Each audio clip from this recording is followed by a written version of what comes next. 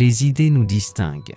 Que vous soyez créatif, dirigiez une entreprise ou soyez motivé par votre carrière.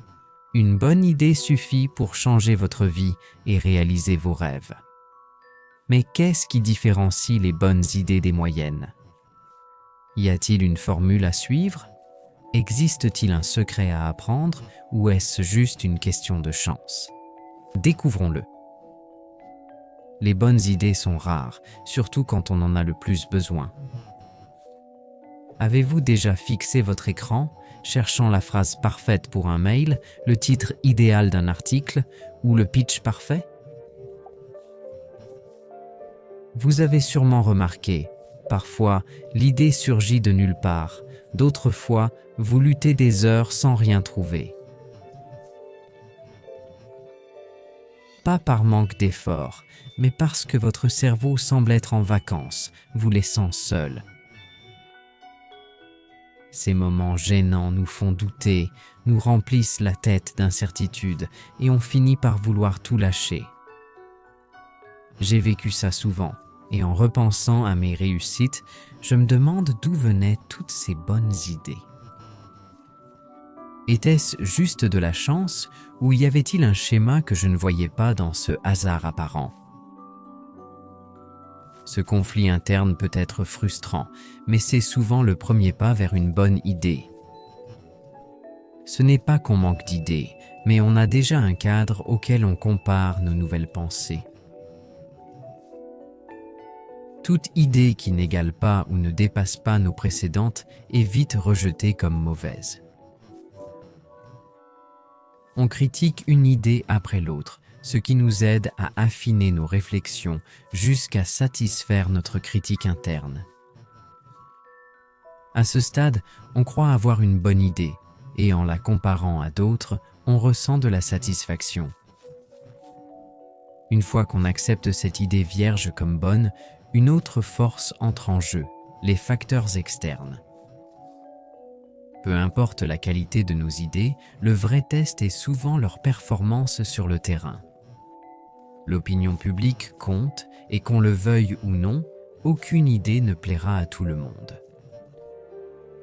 Le but n'est pas de convaincre tout le monde, mais de répondre à un certain standard pour être considérée bonne. Chaque industrie a ses propres critères pour définir une bonne idée. Par exemple, la plupart des auteurs veulent que leurs livres soient des best-sellers. La référence ultime est souvent la liste des best-sellers du New York Times. Si votre livre n'y figure pas, ce n'est pas forcément mauvais, mais il attire moins l'attention. Le standard reflète largement l'intérêt du public, certaines idées étant plus populaires que d'autres. Cependant, l'opinion publique évolue au fil du temps. Une mauvaise idée aujourd'hui peut devenir un succès fou dans quelques années, et c'est là qu'intervient la chance. Il y a quelques années, j'ai publié une vidéo intitulée « Comment arrêter de s'inquiéter et l'anxiété ». Pendant plus de 3 ans, la vidéo n'a eu presque aucune vue, puis en 2020, le nombre de vues a soudainement explosé. Vous avez probablement deviné ce qui s'est passé, mais si ce n'est pas le cas, laissez-moi vous expliquer. C'était au moment où la pandémie de coronavirus a débuté et nous avons été forcés à l'isolement. Les gens s'inquiétaient pour leur sécurité et celle de leurs proches, ils cherchaient donc à gérer leur anxiété.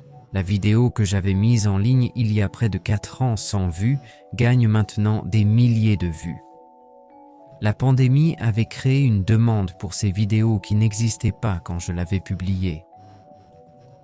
À ce stade, j'étais convaincu que la vidéo était une bonne idée et les retours du public étaient inspirants.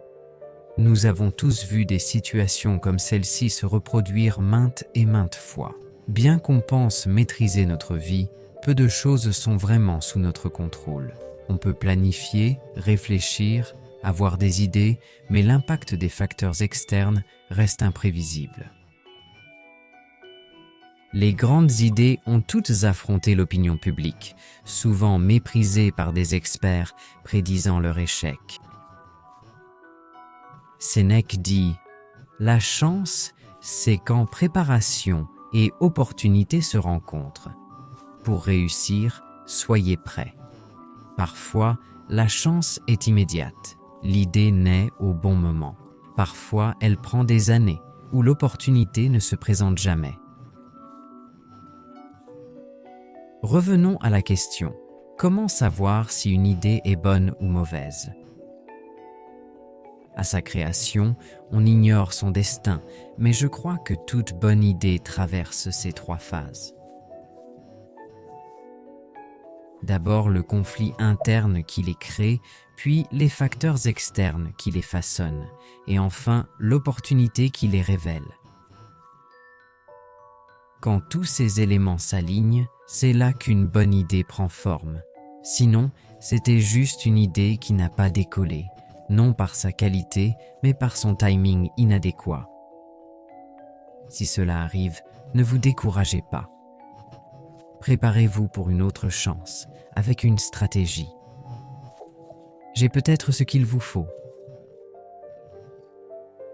Cette méthode m'a aidé maintes fois à atteindre mes buts et à orienter ma vie comme je le souhaite. Je l'appelle le cadre de productivité, composé de 5 étapes simples. Pour vous aider, j'ai créé un modèle gratuit et une vidéo expliquant son utilisation. C'est tout pour aujourd'hui. Merci d'avoir regardé et à bientôt dans la prochaine vidéo.